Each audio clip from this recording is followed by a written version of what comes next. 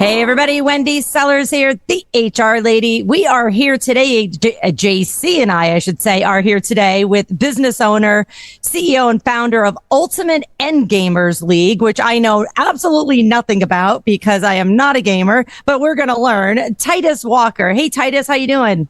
Hey, thank you so much for having me. Happy to be here.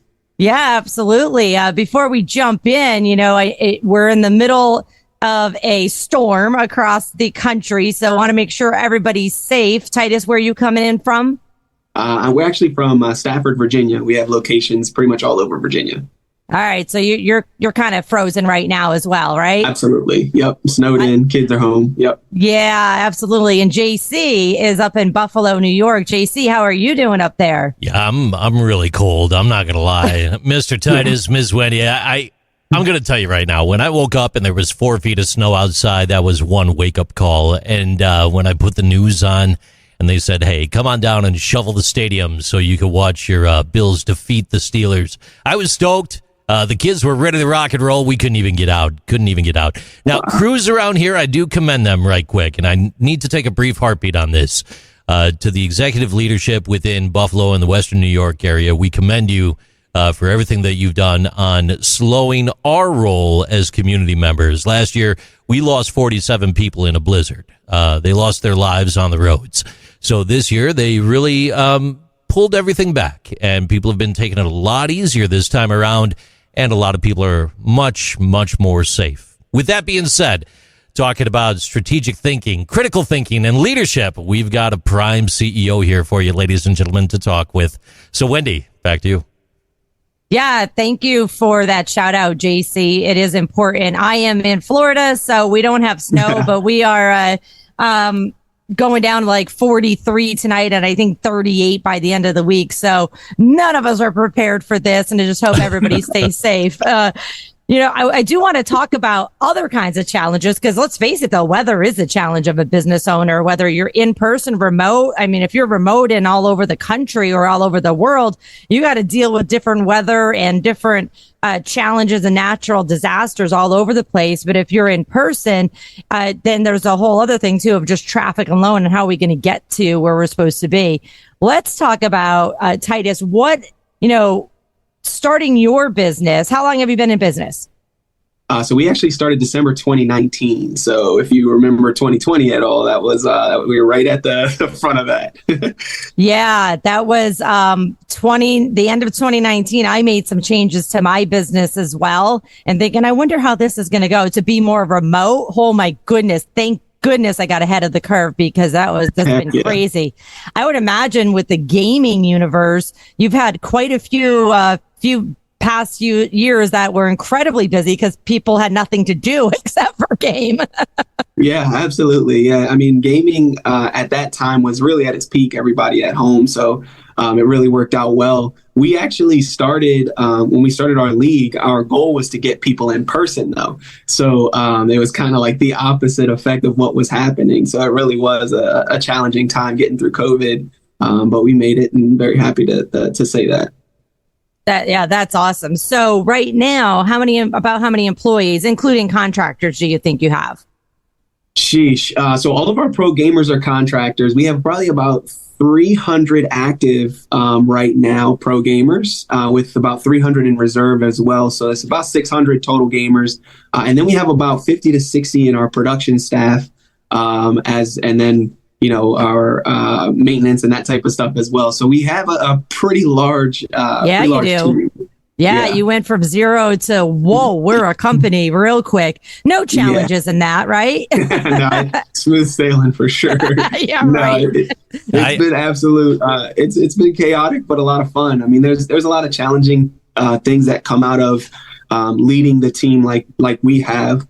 And so especially with COVID, getting people in person and learning the production side of things, because we put on a show where people can watch it. And we teach how to do that. But then we also have the pro side of things where we teach these gamers to game and to become professional gamers and then host those competitions as well. All right, I've got $1 million question. I got to jump right in here. So we're talking esports, we're talking gaming. I found a blurb on the website right here. The Ultimate Endgamers League, the UEL, is rapidly expanding as an esports platform for professional gamers, and you offer over $300,000 in tournament prizes each year. The first thing that comes to mind, Mr. Titus, is the thought of the movie that just came out, Gran Turismo, and the thought that you could be cultivating like the next generation racer, or maybe through something like Call of Duty Modern Warfare, you're recruiting people for the Navy. I don't know. Talk to us. Yes, absolutely. So our focus is actually on gaming as a whole. So most gaming leagues focus on a single game. We actually operate across all different genres. And so our focus is more on the skills learned in gaming. And so we believe you're going to, the master of specific game titles are actually that they're masters of that game because they have certain life skills that are needed in order to master that game. So, in fighting games, for example, they're really good with pattern recognition and understanding their opponent. And in shooting games, they're really good with hand-eye coordination and split-second decision-making, movement. And so we found the skills that are really high level in the specific genre that they're playing. And we help cultivate those skills to create the master of gaming and the master of those skills. I've got one last $1 million question, then Wendy, I'm throwing it right back to you as well. Mr. Sure. Titus, talking about gaming, there's a different kind of game at play when we're a CEO, right? And according to YouGov, small business owners are going to face numerous challenges in 2024, that including cash flow being one of them. 33% of small business owners experience cash flow issues. You've got like 300 on tap there. Probably not small business, but that's not for me to decide. The HR lady will chime in on that. But free work is a huge problem. 21% of business owners must work for free to a certain degree. Lenders are also another issue. 10% of small business owners struggle to find a lender, and layoffs ultimately and sadly is always a risk and something to be concerned about, especially as we move through 2024 with 9% of small business owners anticipating making layoffs in 2024. So with all that on the table, when we're thinking about transitioning from gaming to kind of gaming in real life in a way, I mean, you're the CEO of the company. Wendy, I know you've got something to pin in on this for Mr. Titus. Yeah. So the first thing I wanted to say is that just the term small business, it depends. I'm the HR lady. So for me, I just care about headcount, right? I mean, of course I care about revenue too, but it depends on how you're defining small business. Is it because of the headcount or is it because of the revenue? The U.S. Census Bureau defines small business as basically once you get revenue of 1 million or more in a year. And I don't need to know what your revenue is, but regardless if you have 2 employees or 400 employees, in the small amount of time that you have been operating, wow. Have you had trouble attracting people, retaining people, engaging people? Yeah, for sure. I mean, the thing is, everyone's going to have those troubles, especially in the attraction part. They have to know about you before they get involved with you.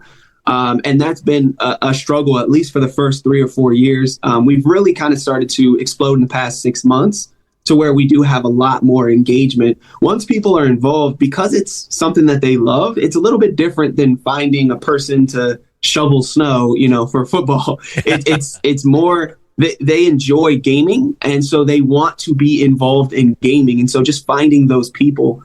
And then once you have them, like you said, keeping them engaged has definitely been something that we've had to learn over time. Retention doesn't come easy. It's more about finding ways to make people feel important, make people feel like they are a part of what you're doing. And a lot of times they are, but if they don't feel it, it doesn't really matter. And so that's something that we've been able to do very well to keep people engaged and keep them involved in what we're doing. That's awesome. It's very difficult. Attraction and retention was difficult pre-pandemic. Then you enter the pandemic where certain jobs kind of either went away or went on hold for a long time. And then new jobs that never even existed before, including yours, came walking through the door. And you're like, wait, now I have to engage all these people all over the world, probably. How the heck am I going to get them to sign up, join us and stay?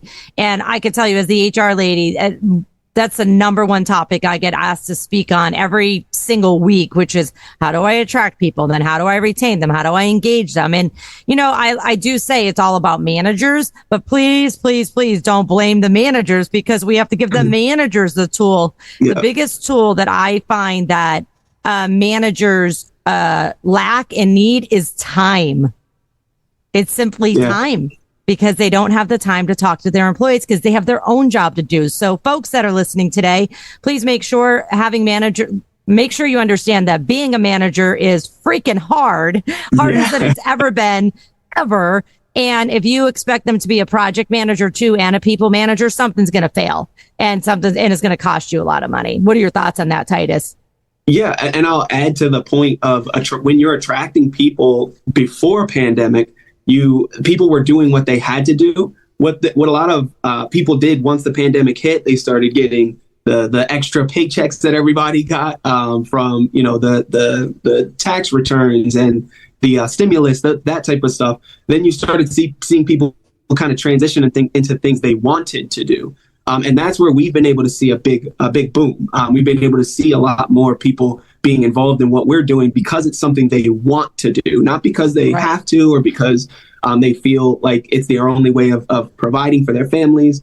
And so I think there is a big shift right now in the economy from people doing everything they have to people doing everything they want. Now, whether or not that lasts, who knows? But I think that's up to the new businesses that you spoke of to really make the most of the opportunity that we have to create sustainable jobs for those people that want to do something new, something different, something exciting.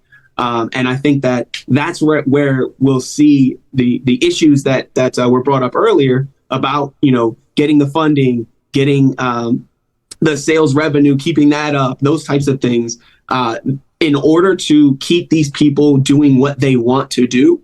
People like myself will have to create a very sustainable place of work so that they have something to kind of survive and keep their families fed off of. Otherwise, they end up going back to what they have to do, which I definitely don't want for them at all. But I don't think anybody wants that. Right. Hey, do you see AI helping your business model this year, 2024? I think AI is helping anybody that will accept that help. Yeah, for sure. I mean, we've been able to utilize it. We have 12 different pro teams that are owned by investors. So we've been able to utilize it in a lot of their social media campaigns. And it's helped tremendously because we're able to do, a post or two a day, and it's done very seamlessly for us. We've done it in some of our own social media campaigns, a lot of our digital editing, video editing, those types of things. It makes it very simple for us to be able to do, 5 or 10 people's jobs. And it opens up new jobs for those that understand AI and know how to implement that AI. So I think it's worked really well for us. That's awesome. I myself am a ChatGPT junkie. I teach it at least 3 times a week to anybody who will listen, because I'm like, I read some of the stuff that I run in ChatGPT and I'm like, yeah, that's what I meant to say. Yeah. Did they read my mind? They probably did. Go ahead, JC. Yeah, real quick one here, straight from Ultimate Endgamersleague.com. At the Ultimate Endgamers League, we're not just about competition, but about community. That one sentence right there, it strikes such a chord with me as well as many other people when we're talking about the culture of an organization. Wendy, it's so critical, right? Yeah, I love it. It's like on your homepage of the about section. That's, when I went on to there, I'm like, why am I talking to this gaming dude today? And I was like, oh my goodness.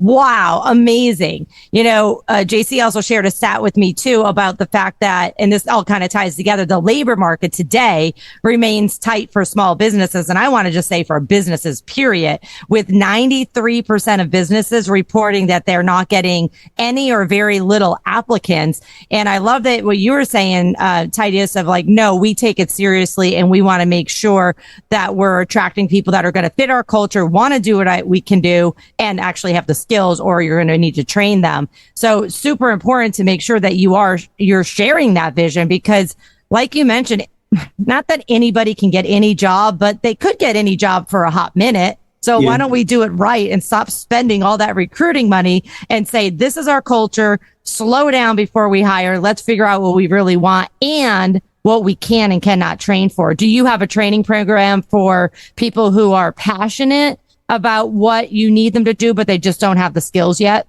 Absolutely. We have training programs for the players that want to go pro. We have training programs for commentators, casters, stream engineers, sound engineers. We will teach pretty much everything about esports and putting together events and programs. And we utilize our college initiatives as well as on the pro side and Little League, so that the young kids that want to learn about esports and about gaming and production and streaming, all of those things are pretty lucrative endeavors right now that we are continuing to make even better. Oh, that's awesome. Hey, it sounds like you probably have job openings. Where can our listeners go to help, their friends and maybe their family members find a job that, might interest them in your organization or even a similar organization? Absolutely. We do have job openings. We actually have one now for the production team, and we're getting ready to open up another one for general managers for a couple of our teams. So you can go to LinkedIn at UEL Esports for the job post, UEL Esports on LinkedIn. And you can also follow us on all social media or our website at uelesports.com. Absolutely. And I will make sure that I share those links in the podcast description. So just go back to wherever you found this podcast and you can find that information there. Any last pieces of advice you'd like to share with somebody who's crazy enough to start a company like this, knowing a pandemic's coming? Kidding. We didn't know, but really, what advice, what, couple key words of advice would you give? Do what you love and push through all the negativity. If it's something that you really enjoy, make the vision so big that you can't see anything but it. I love it. I love it. And Strong. One last thing that I want to say is don't be afraid to ask for help. And then the second thing is don't be afraid to say no, which I'm still working on. Hey, Titus, it was so wonderful to chat with you. I'm intrigued by this. Maybe I'll end up as a gamer by the end of 2024 because I want that $300,000. That's growing too. That's growing. That number's going to go up pretty shortly. See, man, not me. Great. Not me. I'm waiting for the phone call to say, "Hey, JC, come down, MC this event for us." Titus, I gotcha. We could do something. Let me tell you. Legend. Thank you. Thank you so much for joining. We appreciate it. Thanks for listening, everybody.